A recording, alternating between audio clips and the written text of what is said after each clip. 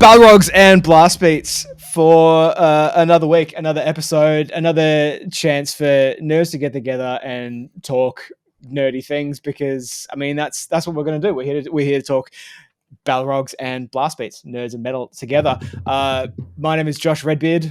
I'm Margy. Hi. And I'm Grant. Thanks for joining us today. We're going to start off this episode, as we start off every single episode as well, talking about the nerdiest thing we've done this week. Grant, let's start with you. What is the nerdiest thing you've done this week? Well, the nerdiest thing I've seen this week is probably anyone who's played Elden Ring will have seen this. There's this guy. So in Elden Ring, right, you can, because it's not an MMO, but like it is a multiplayer open world game where you can summon other people into your game, and they like leave a symbol outside of like a boss and they'll be like, hey, you can summon me and I'll accept the summon and I'll come help you fight the boss. Cheating. But there's this guy called Let Me Solo Her, and all he does is he sits there with his summon sign out front of the hardest, like the last boss in the game, and he goes in there with no armor, just in underwear, a metal pot on his head, beats her every time. And he's like been a sensation on the internet. So like there's this like long running joke in the Dark Souls community where the best players don't wear armor because you don't plan to get hit. So that's what apparently he's beat this boss over 300 times for players. He just jumps in, smashes it. Like apparently it's got like really difficult patterns to block. He blocks everything, no armor, doesn't get hit once. He's in basically like a cloth G-banger, and he's got a giant like cauldron over his head and beats every time. It's amazing. He just commando rolls around. It's the definition of get good. Obviously I don't play Elden Ring because I don't have the patience to get that good, but no. You know, I've seen enough people playing it. Yeah. Let Me Solo Her, legend, absolutely legendary. Within the space of a week he's become basically a meme and probably will be a character in the next Souls game to some degree, or at least there'll be some form of like lore around it for sure. I love the idea that somewhere there's like a list of like the like the nerd gods that have existed over time, because he'd be right up there with like Leroy Jenkins. Yes, absolutely. Leroy Jenkins. Is Leroy Jenkins if Leroy Jenkins could back up his talk. Yeah, if Leroy Jenkins was good. Yeah. But the best thing is like the character name insinuates to me that he started a new file to specifically do this. So he's played through the game again just so he could get up to this boss and be like, cool, my name's Let Me Solo Her, bring me in, I'll do the deed, I'll finish it. Amazing. Honestly, that's great. On to you, Marg. What's the nerdiest thing you've seen or done this week? Oh, I mean, uni's back, so, you know, everything's nerdy. But I went into just like a full obsessive spiral into Hope Drone this week. I was like, I really fucking need to listen to Hope Drone, and I did. And yeah, it's great. I fucking love Hope Drone. Hope Drone a band? Yeah, they're a Brisbane, let's go black metal band. They're in that genre. Fucking amazing. I was feeling like homesick for Queensland, thinking about how good Crowbar used to be in that concrete basement. Ugh. Yeah, unfortunately, it's the bright side now. And yeah, I was like, Hope Drone, that's what I fucking need. And, you know, I need heavy music to prepare me for like leaving the house and doing uni. And it's just chef's kiss. So we're talking like plenty of blast beats here, atmospheric stuff. Some atmospheric stuff. Yeah, it's just nice. Fucking bang on the money. Are they like a current band? Like they're still together? Or are they like they're still going. Still going. I've never heard of them before, and like playing in a similar scene. I'm surprised I've just never heard of them. I'll definitely go check them out after this. And I'm sure we'll chuck them in the show notes. We're also planning on doing a Spotify playlist. So whenever we bring up any kind of like music, we'll chuck it straight in there, whether it's music we like or if we bring up something we don't like, still goes in the playlist. So it's going to be an eclectic taste of the best and worst we have to offer. And I'm just going to mention Scar a lot just for fun. Yeah, it's going to be a lot of real big fish. I think I'll have myself a beer. Deceased. Josh, what's your nerdy thing from the week? Well, I'm going to test how because we're trying not to be gatekeepers on this podcast, but I'm going to test just how far we're trying not to be gatekeepers because literally the nerdiest thing that I've done this week is I went and saw the musical Hamilton because I'm a big musical nerd. I fucking love musicals. And so yeah, I've been very, very excited to see Hamilton. Like when it first came about, like I was just listening to the audio versions of it, and obviously the version came out on Disney, and that was phenomenal. So I went to Melbourne to see the local Australian cast, which was like, I think you have to, like, if you've watched the Disney version a lot, you really need to kind of suspend that as its own thing, because obviously that had Lin-Manuel Miranda playing Alexander Hamilton. Lin-Manuel Miranda obviously wrote Hamilton, so he's just a phenomenal performer. And, it had all the best cast, all the best people playing the best cast. Like my favorite rapper, Clipping, he played characters. I'm freaking blanking. Some American guy. No, he played the French dude. He played Lafayette. That's who he played. He played Lafayette. Yeah. Damn, I had such a good chance there. Yeah, it was a 50-50. I mean, there's one non-American character, and you got it wrong. So it's less than 50-50. But the team. You can tell that we've both experienced Hamilton before. 100%. 100%. Yeah, I know who Alexander Hamilton is. I know he got shot. Sick. Again, yeah, 100%. He did. He absolutely got shot. But the whole Australian cast, like the whole idea behind it's almost like a hip hop musical sort of thing. Like there's a lot of like rapping, a lot of beats behind it as well. But it has a lot of classical musical tropes as well. But the whole cast in the original version are all like non-white people of color of all kind of backgrounds, and that's sort of like part of the tripe is in playing these classic like white people and characters in a whole lot of these parts and whatnot, like playing George Washington and things like that.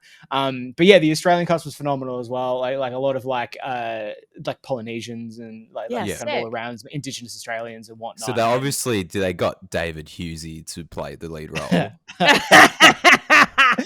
I've got to be like, if I had to be critical of it though, the only person who I think could have been better cast was the dude that played Hamilton. I feel like he was a technically proficient singer and performer, but he was like, I think, yeah, I think you two, because I don't play an instrument. Obviously, you two both play in bands, and you kind of understand this. Is like you can be technically good, but not a good performer. You don't have that.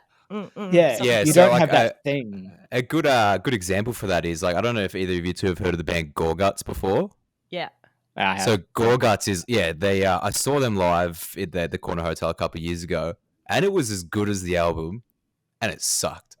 I could have just listened to the album. I was so bored. There was they were fantastic. The musicianship was fantastic, but for me, what I personally liked, there was like no soul in it. There was no soul in the performance. Everyone was just sitting there, fans blowing on their face, like shredding, like exactly like record perfect. And I was like, this is boring.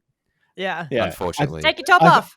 Yeah, I think that's it. And like I said, no shade to this guy because he had like a phenomenal voice. He was clearly a very established actor. Like he had presence on the stage, but he was just missing the thing that brought the character to life. Yeah. And I think that's like, that's the when they say like people have that certain I don't know what, like that's the thing that this guy was just unfortunately the je ne sais quoi. I'd also like I just want to point out with like the black casting of roles, every time someone talks about Hamilton, because I know that it's like a like that's kind of that angle it comes from, but it just makes me think of that 30 Rock episode where Tracy Jordan finds out, or whatever his name is, finds out that he's a descendant of George Washington, and then tries to make the movie where he plays George Washington, and he does it in whiteface, and it's like it's just the dumbest thing ever. And like I can always make that association. Amazing. So that's all I got. Amazing. But yeah, for my nerdiest thing of the week, I got my my musical nerd on, and I'd recommend everyone go and see. Did Hamilton. You sing along? To too much of it, I was actually pissing off my housemate. Hamilton. Yeah, but it's 100% like if you're not a fan of musicals, it's like the musical to watch. If you're not a fan of musicals, like it's so far removed from like the classic idea of musical. Yeah, so I like Fiddler on the Roof. Fiddler on the Roof's great. There is. Have you heard the punk rock version of Fiddler on the Roof? No. One of the best Melbourne punk bands of all time was a band called Yidcore, and Yidcore were like 4 Jewish punks who did a whole bunch of like classic, classic Jewish like songs and stuff that you'd hear like in temple. They would do them in like punk rock versions and whatnot, and they did a double album, which was one side was all originals and the other side was all like the whole of Fiddler on the Roof, but it was called Fiddlin' on Your Roof. And they had guests. They had like all these different like Australian guests and like classic like people from the Jewish scene, like John Safran. I think John Safran has one word on there. Yeah, there's a line where it's like in I Feel Pretty. Yeah. And there's like they have a part where it's like I feel pretty, oh so pretty, and then he comes in and just says "Vey cunt" as like a nod as a nod to the Sex Pistols. And it's just I don't know if we have to beep that, but that's I was singing a song. It's part of a song, and you wouldn't have known otherwise. I was saying vacant. That's all I was saying. I wasn't saying a naughty word. But yeah, I think profanity's allowed. I've definitely dropped the F-bomb a few times. If you're a child and you're listening to this, don't do drugs and don't swear until you're. I don't know how old you can be when you start swearing. Until you're 15, 12. generally 15's all right. Yeah. Nah, I used to swear so much younger than that. I remember. Yeah, look how you turned out. Don't turn out like me. No, I remember it blew my mind. I would have been like 6 years old when I first heard. I think the band's name was Gimpy, but they had that song Alice. It's like Alice, Alice, who the fuck is Alice? I remember hearing that song and blowing my mind. And I went to like primary school and told like my friends in year 1. I was like, did you know that there's a song in which they say, who the fuck is Alice? Like it was amazing. It blew my fucking mind. I'd never heard that song before until I went to a wedding, like I think it was 2 years ago. And they played that, and everyone's singing it. I'm just like, I'm not in on the joke here. Everyone's going wild, but they changed the word Alice to Alan because they must know someone that's Alan, or it's a family inside joke. But yeah, I've name never of the heard this person song getting before. married, and you're like, I have a wrong wedding. I need to leave. I heard that song in I reckon like 1993. Damn. So, yeah, 3 years before I was born. For anyone that's keeping note. Grant is a baby. Grant is a baby. But that is the nerdiest thing for the week. And now we're going to go into a few rotating segments and kind of changing them up each week. But this week we're having show and tell, which is obviously strange if you're listening to the audio version of this. So Grant has to do his best when it comes to show and tell to physically describe these things that he's showing. So he has to focus on the tell as well as the show. So we'll see how this goes. So Grant, what have you brought in for show and tell this week? Well, the easiest way to describe to the listeners, not the viewers, what these are is they are Yu-Gi-Oh cards. So what's a Yu-Gi-Oh card? It is a card on the back, says Yu-Gi-Oh, made by Konami. On the front, these specific ones that I picked out are my favorite. They have the Dark Magician, who is the character who is like the, in a way, I guess you could say like the spirit animal of Yu-Gi-Moto, and Atem, which is his Pharaoh counterpart that he's stuck in his body, which is really weird that he's got an ancient old man stuck in this child's body, but he just starts like talking. The Catholic Church. No, I think it's usually that. Yeah. You know what? You're right. Yeah, I guess they are stuck in the body, aren't they? They're really sticking in the body. Yeah, but I guess unfortunately the kid's voice doesn't drop 10 octaves when he gets stuck in there. But that's a problem for other people that unfortunately follow that stuff. Maybe we have to bleep that. Tell us about these cards. Yes. Yes. I'll tell you about the cards, not the Catholics. So my favorite one, obviously, like I've got quite a collection of a lot of different Dark Magician cards because that was like my favorite character as a young child. Yeah. But my good friend Alex, he went over and toured Japan, and he got me this specific one of like my favorite art style. If you can see it on the camera, this is very unprofessional. It's holographic. It's holographic. It's shiny. The Dark Magician's actually red instead of the standard purple, which is fantastic. If you're colorblind, it's the same thing. Yes, I'm actually red-green colorblind, so it probably might be the same thing for me. It might not even be red. But yeah, it's in Japanese. Goes along with my pop vinyl that if I have to describe it to the people, it is also Dark Magician. It's just really from cute. It looks a lot less spooky. Is a cute chibi version of Dark Magician. It is special edition as well. They only made a certain amount of them, which I'm not sure. Funko special edition probably means there's like 10,000 of them because it's a pop vinyl. So it's probably not that special edition. But yeah, also like because I have like my Dark Magician cards all come from like my whole Yu-Gi-Oh deck, which I used to play years ago. So a bit of a Yu-Gi-Oh purist, right? Yeah. So all the new cards, all this link summoning. I'm a Yu-Gi-Oh boomer. This pendulum summoning, the reason why people don't play Yu-Gi-Oh is because they eat too much avocado toast. They're doing all this link summoning. They're doing pendulum summoning. They're never going to be able to afford a first edition Dark Magician if they keep eating all this. I don't know the premise of Yu-Gi-Oh. Like, so the premise of Yu-Gi-Oh is essentially worldwide gambling is taken over. Sick. The biggest pastime in the entire world is for children to gamble their lives away playing a card game that is basically a game of a little bit of strategy and chance and a lot of plot armor if you're the main character. And yeah, so it follows Yugimoto and his friends. He finds this ancient Egyptian artifact, which is when he gets Catholicized by the ancient man, and then he continues on to enter many tournaments to try. The first one to get his grandfather's soul back, who's been stolen by another person who is also got a ancient Egyptian spirit in him. And yeah, it just snowballs into the that most is high stakes gambling. Yeah, it is. Yeah, for a year 7 kid in Japan with giant hair, it's about as high stakes as you get. And you know what? I don't think he ever fully realizes the high stakes because he's completely composed. If not, he's probably a sociopath because he doesn't really care that much. Just believes in the heart of the cards.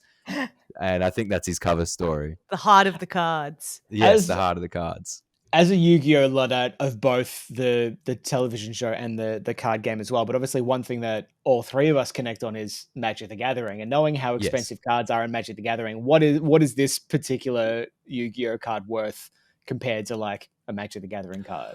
Well, see, the thing is with Yu-Gi-Oh, they're Gary good cunts, right? So they'll reprint the shit out of everything. If something's good, they just reprint the crap out of it because amazing. They're just like, okay, cool. So like a new thing will come into vogue and then the old thing will be obsolete and then they just reprint more support for that old thing and then it comes back in a cycle. So the only thing that's constant that costs you money is constantly buying the most up-to-date deck. But old cards as a rule, unless it's something really special, like I do have something in here that's probably worth a fair bit, like it's special edition art things that are pretty rare that don't get reprinted. Or I've got this Chaos Emperor Dragon, which is it's banned. You technically not allowed to use it, but I do anyway because fuck the rules. And you can't see it, but it's got a typo in the text, which is actually it's already a limited edition card, but it's a limited edition card with a typo in the text. So that's probably the only one that's worth some money. But yeah, so you don't get like the Black Lotuses of the of the Yu-Gi-Oh world. You would have like your kind of like the Holo Charizard, like you have like your first editions and stuff like that. That could be worth a fair bit of money, like old classic first editions. But apart from that, like there's not like cards don't really carry the same value as Magic the Gathering because they don't have that built-in crying nerd protect my investments because I stupidly invested all my money in cardboard instead of something more reliable. Like it's not just cardboard, man. It's not just cardboard. It's more rather than something that couldn't be printed at any time, and the only reason why it isn't is because they cry about it. I also love, like, as a side note as well, like you mentioned as well, it's like Yu-Gi-Oh is owned by Konami, and I just had to quickly look up Konami, who are a ridiculously big company, because obviously, like, I know the name from, like, so they do like Metal Gear Solid and they do Silent Hill and whatnot. They did Time Crisis, which was a game that I played like heaps as a kid. But looking at their corporate structure, like they also like own like a sports and life thing. They had their own real estate. They do some sort of manufacturing service. They own a wellness company as well. Like this corporate structure is just like, it just bleeds into everything, it seems. And I need to read more about Konami as a subsidiary and maybe a corporation, because they might be. I mean, I hope so. Most companies are, let's be real. Capitalism's a cult. Yeah. If you ever want to go down a deep dark hole of a cult business, though, if you look up the woman who's the head of like she owns like Loving Hut, like all the Loving Hut restaurants and whatnot. She's also like a black belt in Tai Chi, but she owns like Isn't that a drink? No, Chai it's in, like, tea or Tai Chi? Tai Chi.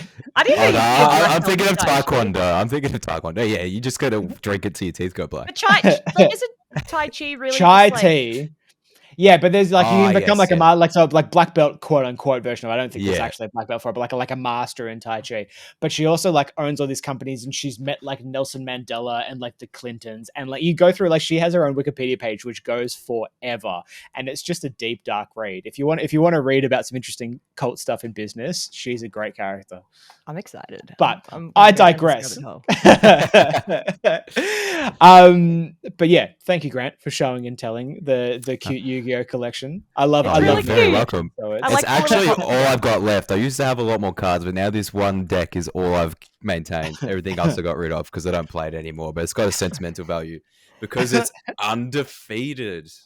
What? That sounds like a Amazing. challenge. No, it's not because any like new deck would not hold up against because that shit's busted now. That's why I don't play it anymore. Bet. Power curve is real. It's also the other side of the we reprint to whatever demand is that the power curve just blown out the window. Fair. But I reckon that's a great segue as well. Speaking of power curve and quitting games for power broken reasons, the topic that we want to go with today, the topic that like I think is going to be fun and interesting to discuss from a couple of different angles, is the idea of playing games on hard versus playing games on easy, and sort of the analysis as to, you know, why we play the games and why, you know, I like, as much as we try not to be gatekeepers in anything, I think, you know, there is a certain amount of elitism within the nerd community, and I'm happy to be corrected on this like fact that I'm going to observe, because I feel like the elitism usually flows from like the people who play the hard games against the people who just like play things on easy. And you know, like I think we can break it down a couple of different ways. Like if you start with like video games, for example, like why do we play video games? Like Grant, why do you play video games on the difficulty that you play them on? Well, firstly, I play video games because the world sucks, man. I like That's a valid response. Anything other than the daily grind, obviously. But yeah, like it depends. Like, so there's specific games that I'll play on hard mode and specific games that I'll play on easy mode. Well, I think if a game is supposed to be experienced with difficulty and it's not supposed to be like a cakewalk, then that's the kind of game that I'm going to probably play. Maybe not at the hardest possible difficulty, but I definitely, like, if it's supposed to be a challenge, I want to take that challenge on. I don't want to diminish the challenge because it probably takes away from the purpose of the game. Whereas there's other, like, so for example, like there's a game series called Ninja Gaiden from like, it's an old series, but there's also newer entries as well, where it's kind of like a Dark Souls-esque game, but it's also got like built-in like Street Fighter combos as well. So it's like, is that like got like Sekiro in there or something? Is that the one I'm thinking of? No, that's a different one. That's more, I think that's like another From Software game. So it's like this. That's the same realm as like Dark Souls, and like they're all made by the same people. But this guy, like this Ninja Gaiden's like Team Ninja. Like, have you guys ever played Dead or Alive, or have seen like the Dead or Alive movies? So it's like kind of like Capcom. It's just all this like Street Fighter characters, you know, all these characters from different games kind of stuff. But yeah, it's essentially just like one of those, you go through the world, you beat up on all these bosses and stuff, you know, that's really hard. But instead of just having to like, you know, spam your one hit and dodge, you got to like actually do like 14 button combos and like learn how to use the nunchucks. And then if the nunchucks aren't good for this boss, you just got to get this other weapon. You're like, sweet, I spent 3 hours learning the fucking combos for this giant sword because I've been using the nunchucks for the last 6 hours and I don't know anything other than XXXY, XXX jump, and I'm going to get belted. I like that though, because I used to play Tekken and I used to play as Brian, and I just learned his 10-string combo and would just, like, rather than just hitting one button over and over and over, I just do his 10-string combo and then I do his 10-string combo again. And his 10-string combo again. Yeah. I've always been a button basher when it comes to any kind of fighting game. I'm not going to lie. But the thing with like, a gamer. yeah, with Ninja Gaiden, so the first one they brought out, right? they had an exploit in it where you could just do this one move. It's like a jump slash attack, and it fuck up anything. So they re-released the game like a definitive edition, and they made it so every single enemy in the game blocks that move. And it's just, it went from this game as like, if you really like, that was using that move is easy mode. Doing anything else is like you get your shit pushed in real bad. Oh. But yeah, another game that I really like to play on hard mode is a game like the Metro 2033 series, which is like it's like set in post-apocalyptic Moscow where everyone's been forced to live in the sewers or like the metro tunnels because of like nuclear holocaust. And there's like mutants and stuff. But on the Ranger hardcore mode, you have no HUD, you have no button prompts, nothing. So you've got like, so a HUD for essentially anyone who's not like listening that aren't gamers is like what you can see, like your health, like your bullets. If there's a door that can be opened, it will pop up, say, I pressed X to open this door. Yeah. But on the Ranger hardcore mode, you get none of that. You have a watch that if you forget to look at, you suffocate because you have to change your filters for your gas mask. Everything's scarce as well, so you got to pretty much, you can't tell how many bullets you have, but essentially you have to avoid shooting things because it's usually impossible to kill. So it's basically a game of hide and seek through all these levels, avoiding as much confrontation as possible. And in the second series, there's even like there's an achievement for finishing the game without killing any person that you don't have to. And I've played the game so many times and I still can't get the achievement. I don't know if it's bugged because the last mission is literally a war and you just have to like somehow get through it as a pacifist. And it's insane. You just have to like crawl through ducts and shit like Splinter Cell. That sounds really cool. I like that. That's a game I could get behind. Yeah, but you get lost. So like if you did it on your first playthrough, it'd be really hard because you'd have no idea where you're going because you wouldn't know. Like I know roughly, there's a door here that I need to go through. I don't know which door it is, but I'll just press X on doors until they open. Whereas someone who hasn't played it before is going to be not only sneaking past all these people that will kill them in one bullet, but also trying to find the exit through a door that they have no idea is unlocked. Yeah, I think that's it. Like the only games, like I play games mostly on easy unless I've played it heaps, and then maybe I'll bump it up to like Yeah. I'm replaying through Diablo 2 at the moment, and I've got that on like medium difficulty because I've clocked that game so many times. But I was thinking about it like when we were putting this episode together, and I realized there's actually only one game or one series of games that I've clocked on every single difficulty, and it was all the Call of Duties because I was mad into Call of Duty when I was like 20, and so up to like Modern Warfare 3, I've clocked them all on like the hardest difficulty just because I played them that many times.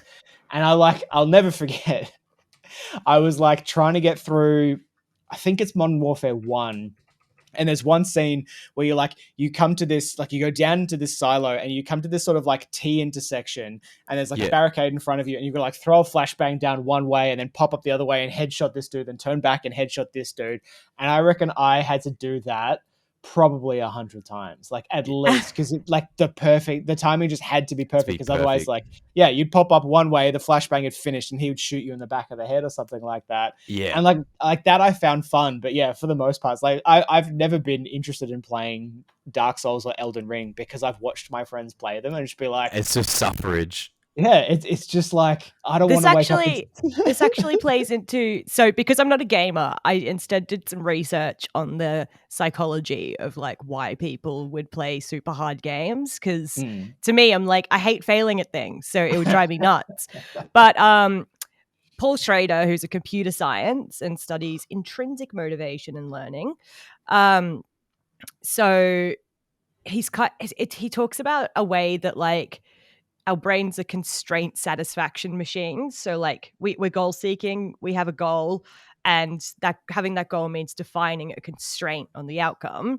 So it's like climbing a mountain to reach food or safety. Like achieving the goal involves like releasing the goal, but it's like non-hedonic satisfaction. So it's so what all that it is it just means you're doing like, even when you're failing at something, it's still working towards the goal. So it just ends up being like a dopamine release every time.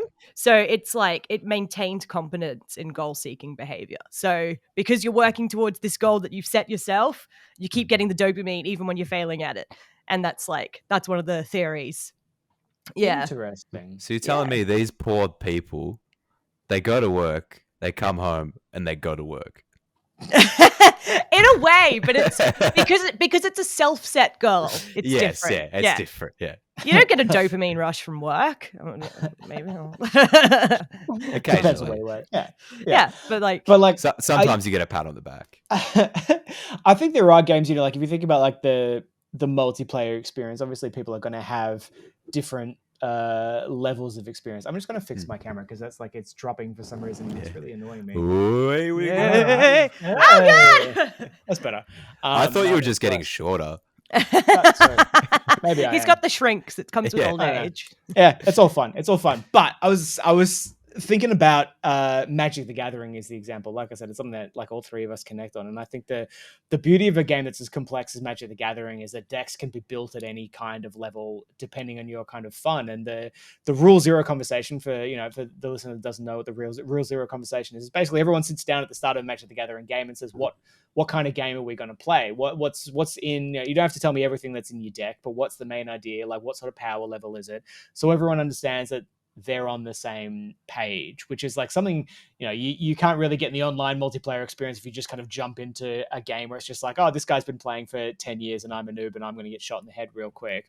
But I mean, thinking like, Margy, about what you were just saying about that study, which is really interesting because like, I remember the first time I played Magic with Grant and I got my ass handed to me, like full on handed to me because Grant's deck was, I mean, my Olivia Voldaren deck is still a very annoying and very fun deck, but it just wasn't at Grant's power level. And rather than being pissy about it, I was inspired. I was like, no, I want to build better decks. Like I want to build decks that can beat Grant. And I have beat Grant since. Thank you very much, Grant. You can stop flexing now. but especially with Magic decks, like I've gotten to a point where I know that I could build stronger and more powerful decks than I have, but I don't want to. I don't find the fun in that level of gameplay for some reason. If anything, you want to have more fun interaction rather than like, especially in a Magic sense. Sometimes it's like what's going to play fun. Like I don't just want to annihilate people. I want to make it fun. Well, some really high powered decks in Magic as well, like especially the one that Josh was talking about is sometimes you end up basically playing solitaire. So your turns go for like 10 minutes and you just like whacking stuff on the table, but left, right, and center. Those games. Yeah. So like even like myself, like that deck I got rid of a long time ago. Like you try to play more fun interactive deck. If anything, I just play my Samurai Tribal now, which is hot garbage. I think there's something to it. Like my favorite part of Magic is people playing spells, not just me playing spells. Just like I want to see what your deck does just as much as I want to see what my deck does. So, otherwise I just played home. I want to see how I'm going to cope with whatever you throw at me. Because that's another theory that they have about playing hard games. It's like, or why people like video games is more it. So it's like you play video games if you have intrinsic motivation, which means that there's no external motivator for you to be good at the game. Like you're not getting a financial reward, you're not getting like fame, you're just finishing the game and playing it because you want to. What's intrinsic motivation? Lol, I don't have that. But there's something called self-determination theory, which is defined by the urge to be the cause of your own behavior and choices, then the urge to connect with others and identify with a group, and then the desire to control or influence the outcomes of your behavior. And is that just not ticking the boxes of like playing Magic? Like you want to play the deck well, and you want to play it with someone else, and you want to try and control the outcome of what's going to happen to you with your card deck. And it's like, it's just ping, ping, ping. It's so on the money. Yeah. But then there are those people that just want to play to win, and they don't care how they win. They don't care about the other player's experience.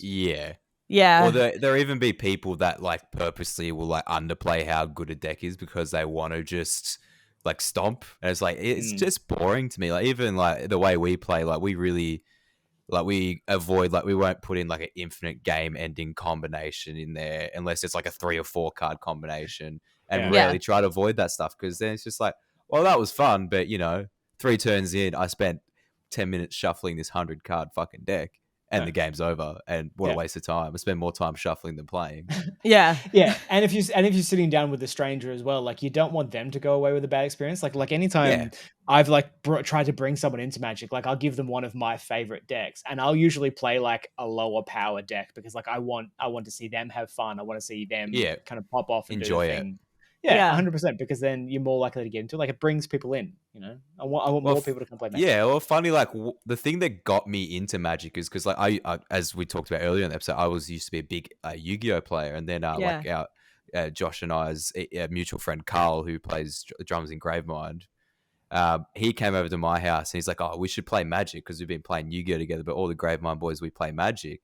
And then he gave me his deck. I beat him the first time ever playing it. And I'm like, oh yeah, I could get around this. And like, it was like full, like even before, like there was one card in the deck that I could have pulled to beat him, and I got it. And then it was like I was went around telling him it was the heart of the cards, which is like a Yu-Gi-Oh thing. So he got pretty annoyed about that.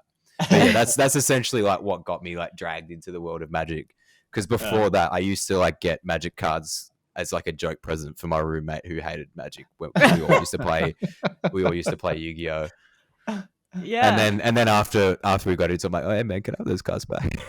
I was just so fascinated by it, because like my ex's brother had, like, I reckon his Magic collection is like 5 times as big as yours, Josh. Like it's this is That's all nothing. my this is not my collection. This is like maybe a quarter of it, if that. Oh, gatekeeping. I'm just saying, he's just he just had so many cards, and just like, and he was explaining everything, and I was like, man, deck building sounds like so much fun. He's like, you could just Google a good deck. I was like, absolutely not. I want to try and figure it out myself. And like, he's the gatekeeper. He's definitely the gatekeeper. No deck deckers, only homebrews. I think it's more fun that way. No, I agree how too. I like to play. No, I agree. But, it is more fun to pop off with your own creation rather than something that someone else has built. Yeah, and it's like fun to play it every time, and to like try and figure out, your quirks and stuff. And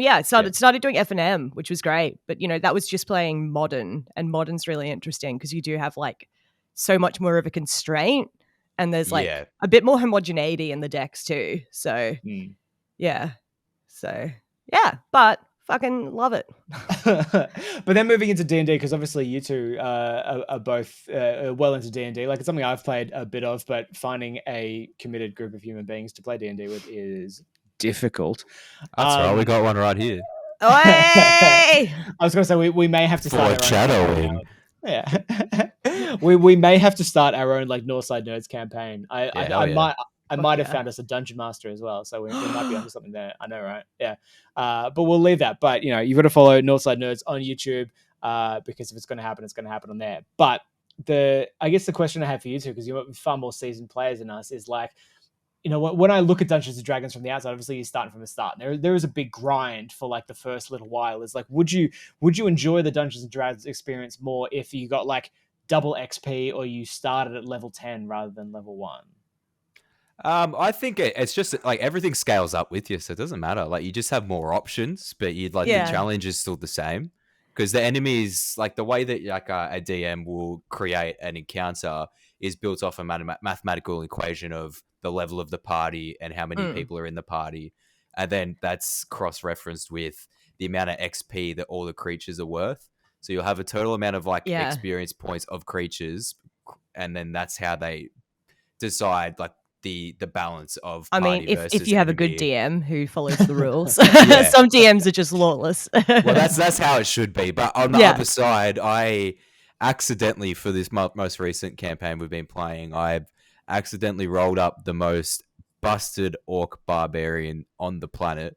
So he has 19 strength, 15 dexterity, 17 constitution, and then the other stats don't even matter. And so from the get-go, like I've been hammering everything. I I now get three. I'm like level 6 now, so I get 3 attacks a turn. Amazing. We killed a floating goblin that gave me a glaive now as well. So I have I'm an orc with one 10-foot reach. So I don't even have to be next to anything. So I can hit from 10 feet away. I can disengage without being hit.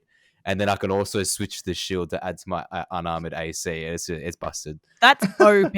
So that's playing D&D on easy mode. I think it depends on the kind of dungeon master you have and the kind of people you're campaigning with. Because like, if you want to start playing at a higher level and have like that experience of just going in guns blazing and stuff, I kind of think it's harder to start off when you've only got like 2 spells and you're like, oh fuck, this sucks, and like you've got the shittiest weapons and it just makes everything, and you just have to think a bit harder about situations. And then as it gets harder, hopefully the rest of the world, like as you get higher, hopefully the rest of the world gets harder. But yeah, hopefully. But like even our DM like followed those rules, and we're only like, in my current campaign, we're like level 4 or something, or 5. So yeah, and he like threw like this crazy combination at us, which should have like nearly killed all of us, and we smashed through it. And he was like, "Oh, you guys just got really lucky. Oh, that was meant to be really hard for you." Like, yeah. Well, like that was the thing. Like we had a few things that happened like that, but we also like we go a bit off the rails with like what could be considered out of combat. Like because of being D&D, there really is no rules. It'd be like, "Hey DM, there are no rules. We have this specific plan. How can we?" So essentially, what we've got going on now, I'll give you some inside scoop into our current plan in our D&D. So, for anyone who's played Curse of Strahd, you'll probably know what we're talking about. Anyone that hasn't, close your ears because no, it's not really a spoiler. But essentially, in one of the towns, there's a lady selling pies. Turns out she's a night hag. We versed her at like level 4, and she nearly wrecked us. She shot a lightning bolt doing 37 damage to like 4 of us. Didn't hit me. I was the only person in the party that could take hits from her. I walked into a building. She hit me with 9 magic missiles. And yeah, like, so anyway, so I almost killed her, but night hags can just disappear into the ethereal plane whenever they want. So she had like 1 HP and she just booted it. Goals. So here's our plan. We're like, ethereal plane. What else deals with the ethereal plane? Well, a bag of holding kind of like might deal with the ethereal plane. So what we're going to do is we're going to fill a bag of holding with gunpowder, nails, shit swords, anything we can pick up. And then we're just going to, as they say in Halo 2, we're going to give the Covenant back their bomb. And we're just going to blow up the ethereal plane. So then they're forced to fight us face to face. So we're going to see if the DM's going to let that slide. So, that's really good. So I don't know if the bag is technically the ethereal plane, but if for flavor, I think he might let us get away with it. That's incredible. Oh, that's amazing. That's absolutely amazing. And stuff like that just makes like like I can just picture like Matt Mercer just like rolling over in his grave. Right? Yeah, the DM, like, because obviously we had to talk to the DM about it, because not only like do we have to come up with the plan, we have to then figure out a way with how the fuck like my -8 intelligence orc also thinks of this plan. So like, it's not only like we need to come up with like the real life grounding, and then we have to like figure out how the characters figure out how to make a space bomb and space bomb. But yeah, that's some good fun we're going to try and get into over the next couple of weeks about how we're going to nuke these night hags out of their plane. I love that. Oh, I love that. I love that. I love it's just you can make it as hard as you want to be. Like yeah. And you can just pursue dumb side quests and just make shit way harder and nearly die in like a stupid way just because you will like fuck around and find out. Yeah, well, that's another funny thing. So in our campaign, like a couple sessions ago, like a couple people were missing. So we went on a little side quest and we found this river. There was like a waterfall. There was a door behind it. We went in there. We killed the guy in the thing, and it turns out he had like the best weapon in the campaign on him. He's like this like sun sword, everything's like fucking vampires and goblins. So obviously it's the best thing. Can only be wielded by paladins. Next week our paladin quits. So we have like Yeah. the most overpowered weapon, and none of us can use it. And the DM's just like, yeah, sucked in, dickheads. Oh, I love that. I I love do. DMs. Well, I guess bringing that back to the the concept of playing easy on hard, I think the general consensus is don't judge people for playing however they want to play, because we all play it for different reasons. I really like that analysis, Margy, as well. That was an interesting Yeah, study. good work. Yeah. We may need to like link that in the show notes as well, so people could read that if they want. Yeah, that was a nice article by the Scientific American. Yeah, I like, honestly, if you are neurodivergent in any way, you're already living life on hard mode. So if you want to play games on easy, fucking do it. Yeah. Even if Yeah, you're not I don't need more neurodivergent. of it. I definitely don't need more of it. Yeah, it's Yeah, you're not stepping out my front door is hard. Because so you're not brain keeping, are you? I'm not making any assumptions about nerds either. You can be as No. nerdy as you like and be totally neurotypical if you're blessed. Yeah. Oh, You're a very lucky person. Amazing. So we decided we're going to round out each week with a bit of a poll or something to get that engagement happening. So you got to go jump into the Northside Nerds Instagram at Northside Nerds. There will be I'll a just keep post doing about hashtags. this. Yeah, hashtags as well. I don't know how It's to gonna do be an @ symbol. all around that. With I think you have to break your fingers to do that. The I don't @ need 'em. symbol. It's Or you need to be like, give up guitar. in the Crips and Bloods or something to be able to figure that out. Yeah. But yeah, every week the hosts are going to do battle on this one, and this week we've come up with the question of what is the best pop culture dog. So Margy, let's start with you. What is the best pop culture dog for you? Bruh, this is so hard. Like, because all dogs are good dogs. I'm sorry, but they are. Had a lot of contenders, but I think Jake from Adventure Time brings me a lot of joy. So Jake the dog might have to be my pick. And he has great things, like he loves food more than he loves people. And he just goes, I'm going to take a day-long nap. And I was just playing around with my imagination and things got intense. And I'm like, mood. So And he's also Bender, which is even like added credit. That's added pedigree. yeah, and he can like change his shape and size and just do a lot of weird things. And he's the best color, yellow. So, but like also he's a feminist, calls out people like your constant harassment of the female gender makes me sick. I just fucking love it. I've got some special mentions, but I want to hear your top picks first. So Grant, hit me up. All right. So my top pick, I thought it was going to be hard, but then being me, I love a staffy. And I'm like, what's better than a staffy? A staffy with 3 heads. So I've gone with Fluffy from Harry Potter's The Philosopher's Stone. Because the only thing better than a staffy is a 3-headed staffy. If anyone loves who's watching music? me, they can see my staffy behind me. So You can see my cat behind yeah. me. So obvious love, but also a bit of shinfo about Harry Potter and the Philosopher's Stone. Shinfo. We Did you know in America it's actually called Harry Potter and the Sorcerer's Stone? Yes. Because Scholastic thought American kids wouldn't want to read a book that said philosopher on it. That's the reason. I always wondered why. I was like, is that amazing? Oh, jeez. Yeah. But like philosopher and a sorcerer is not alike at all. One's an academic, one's a fucking wizard. So it doesn't make sense. Yeah, exactly. Wait, are you saying philosophers aren't magical? Damn. No. Gonna have to go bring down some undergrads. Let's go tell them. Yeah. Studying philosophy does not make you cool or magical. Josh, what's your dog? I went through a lot of my childhood with this question. I really obviously a dog human being as well. My dog's been sleeping the whole time just over there. He won't get up for love nor money. He'll get up for food, but not much else. But I went back through my childhood, and there are a lot of dogs in different 90s films, and so I kind of rated those in my head and came to the conclusion that the best dog from my childhood, Beethoven. Beethoven saved multiple members of his family, one from drowning, one from being assaulted. He saved all these dogs from being experimented on by the evil surgeon, and he destroyed a lot of property of rich people, which is, I think, all the things that I want from life is, is saving puppies from drowning, dogs doing wholesome things and saving their family, and destroying rich people's property. And so I think Beethoven is the goodest of boys from my childhood. And so he's a good boy. Yeah, my vote's going with Beethoven.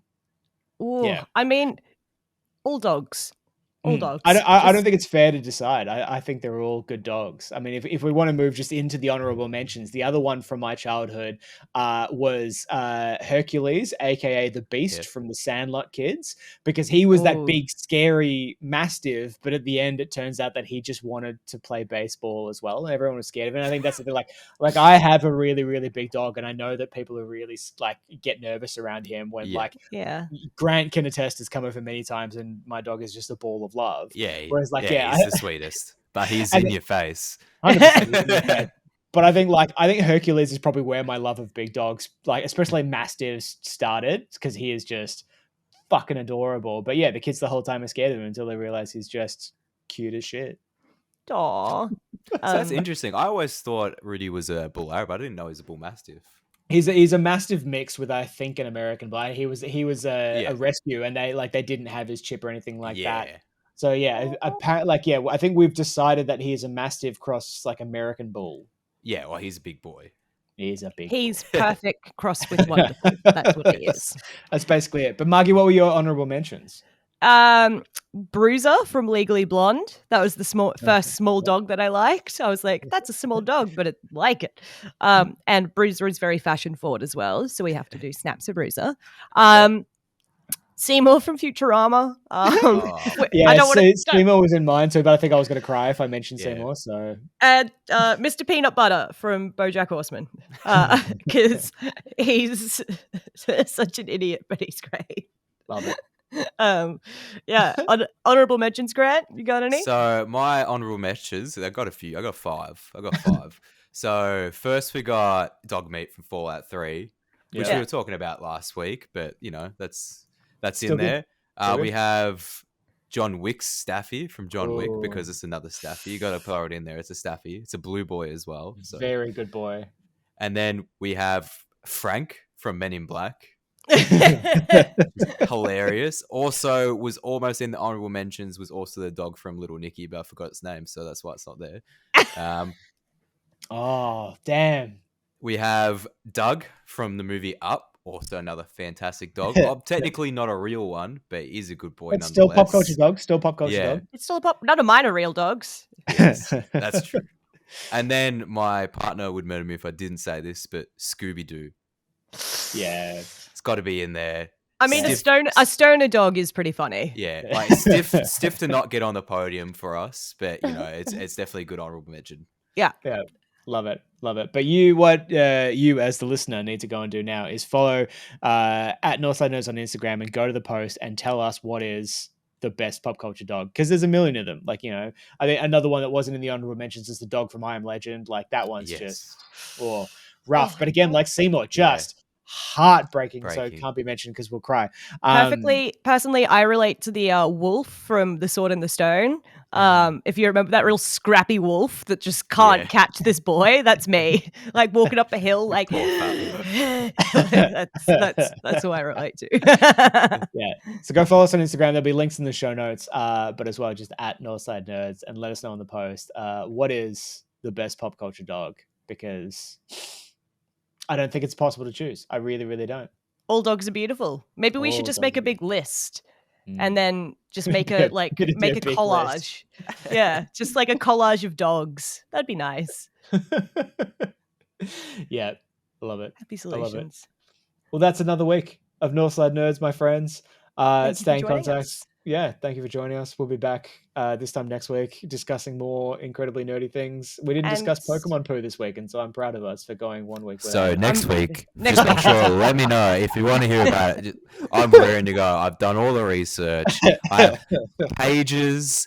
I have scatological theories. Scatological theories. You scatologist. Yeah, Oh, I've got it all ready to go. So yeah, just let us know if you want to hear about that pokey poo. I'm your man. Or Stop maybe it. hit him up on his personal Instagram account to keep the shit out of the inbox. And if you want to, you find us. Y'all are smart. You know how to fucking Yeah. stalk people on social media. Get to Yeah. it. Like and subscribe. Tell your friends. Tag a nerd. Do all the things and get the love out there because I'm really We enjoying love doing ya. this. I'm not gonna lie. Yeah, this is the best. Yeah, and even if you're a sourpuss and you don't like us, then torture your friends with us instead. You know? Yeah. Send it Yeah, to do someone some you hate listening. Yeah. Listen to us out of 100%. spite.